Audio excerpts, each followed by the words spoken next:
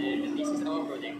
The title of the project is Performance Evaluation and Produced as Temperature, and its power source and solar energy. So this is our setup. We have our evaporator 1, evaporator 2. These are our compartments in which we will get our cooling meter. So let's start with this components. We have our main switch, which is just basically controlling the whole power grid. We have powering to these components: compressor, heater, and heater 2. Heater 1 and heater 2 are heater 1 and heater 2. They are basically the loads which we are placing in here. We are assuming that the amount of load which we are giving is equal to the amount of refrigeration effect which we are getting. So these are the various pressure gauges which we are using to find out the pressures at various points. So let's start with this. This is our section pressure.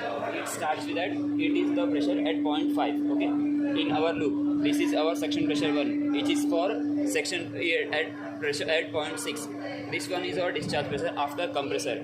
So this is our 0.1, and we have energy meters here over here. This one is for heater 1. This one is straight over here. The left one is our compartment 1, and their respectively energy meter is over here. We have our energy meter second, and the energy meter second is responsible for its calculation for the energy for the compartment 2.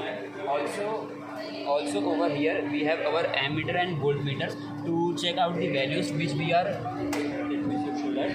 So we are just say we have turned on the heater on 1, and we have our ammeters and voltmeters over here, so that we can control the value what we are giving input as, and also we can also take a note of it whenever it is needed for the requirement readings. Okay, so next over here, this is our temperature sensor. This is a 7-point temperature sensor. Actually 6.7 sensor, and we are requiring we need around 7 temperature sensor.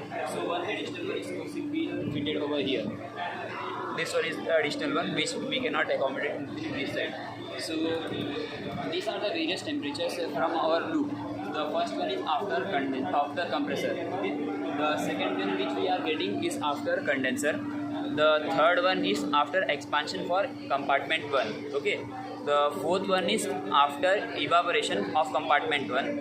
The fifth point we are getting is for the after expansion compartment 2, and point 6 is after after evaporation compartment 2, and this last one is for the combined temperature of these both lines which we are getting over here.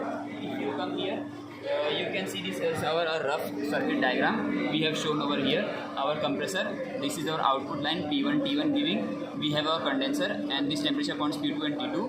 Then we have these two lines getting out of here and being divided into two parts. First one is here, which is going to evaporator 1. We are having pressure point P3 and temperature point T3, and its output at after evaporation we are getting P5 and T5.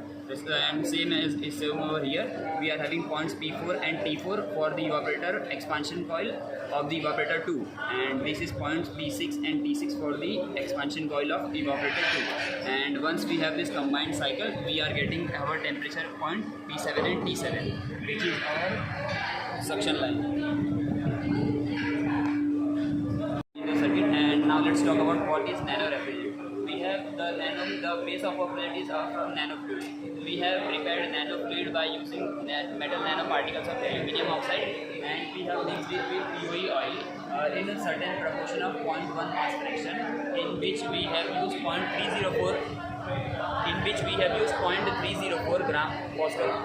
In which we have used 0.304 grams of metal nanoparticle aluminum oxide, and then we have passed it through ultrasonication process, wherein it has been sitting on ultrasonicator for around 8 hours roughly, and then after passing it through ultrasonication we got our nanofluid, which we got that filled inside our compressor, and that after that nanofluid was filled into the compressor, we got again this gas recharged into it, R134A. And once it was recharged, we did our calculations again. Whole calculation was done again to get the proper readings, so that we can compare it with our original refrigerant. Our main motto was to reduce the power consumption, which we were which we got around 18% from the conventional refrigerator. Also, as we are getting power consumption reduced, our plan was to use this power in a green way.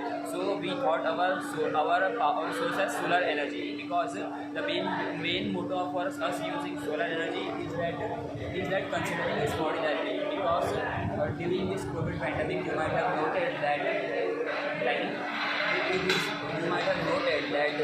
these vaccines needs to be transported to distant places where there might not have been source of electricity or grid connection. So what would have been done is that if those refrigerators would have been powered by solar energy, those vaccines which had been spoiled could have been prevented. So our main aim was to make this refrigerator portable by using solar energy, so that it is independent of grid power. It can run on grid also as well as off grid. So that's what we are doing in our project. Thank you for patiently listening us, and this is our group project for group number 51 and 52. Thank you.